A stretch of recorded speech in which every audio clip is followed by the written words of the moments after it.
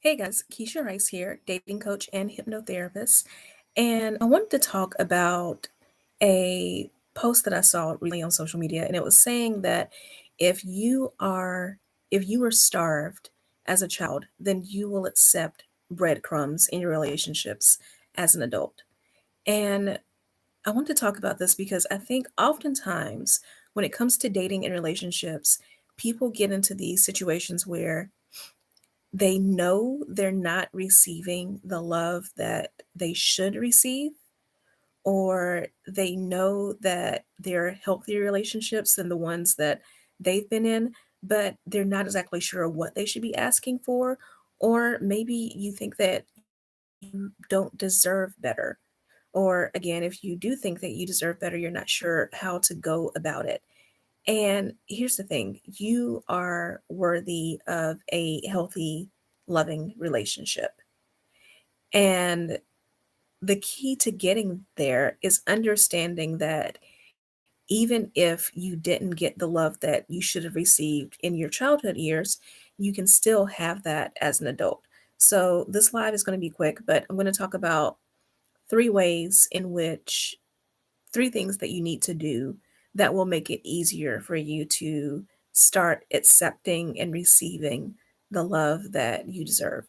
So, the first thing is instead of being so focused on the love that you received as a child and how that may have been lacking, or the love that you've even received in adult relationships, not just romantic relationships, but friendships and your relationships as an adult with your family members now.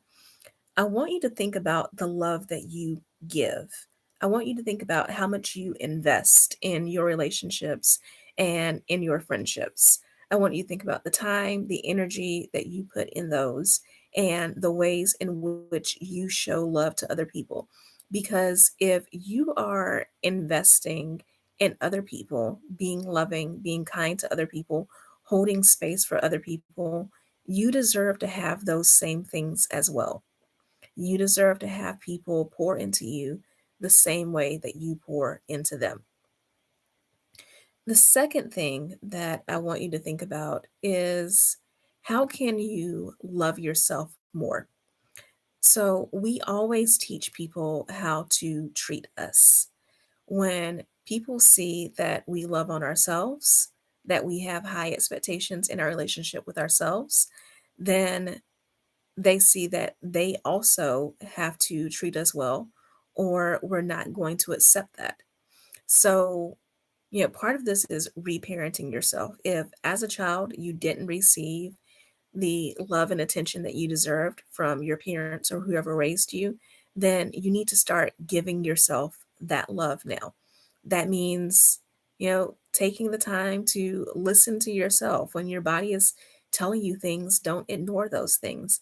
It means rewarding yourself when you do something well. Affirmations, telling yourself that you're proud of yourself, that you appreciate yourself, that you're grateful for the things that you do. I know one of the things that I personally do is I have been really intentional about being good to future me. So, laying out my clothes for the next day so that I'm not rushing to figure out what I'm going to wear. And when I remember to do those things, I thank myself. I'm like, thank you, previous me for being so thoughtful and for saving me time. And just that praise and the affirmation that I give myself helps me feel so much better.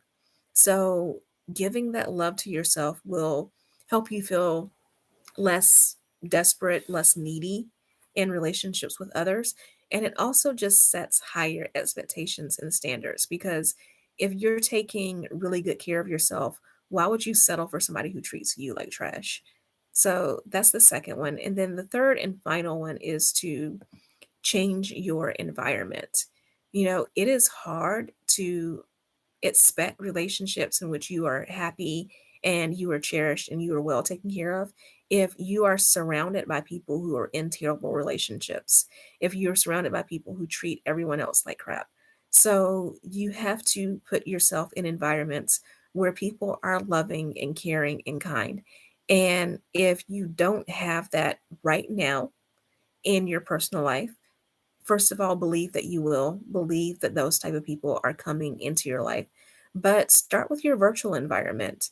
So this would be the time that you go to your social media feeds and you stop following all the accounts that talk about how relationships are trash or how marriage is stupid or any of that stuff. Because if you truly want to be in a happy relationship, why would you constantly follow content talking about relationships in a negative way?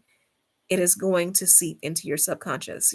Again, not only am I a dating coach, I'm also a hypnotherapist. So I'm all about the mind. And the way that we program our minds, that is what we get more of. Like think about the last time you bought a car, right? So I come from a Toyota family.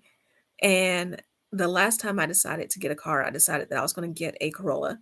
And of course, as I was looking for my Corolla, all of a sudden I saw nothing but Corollas on the road. Now, it's not like all these Corollas suddenly appeared, but it's because that's where my mind was focused.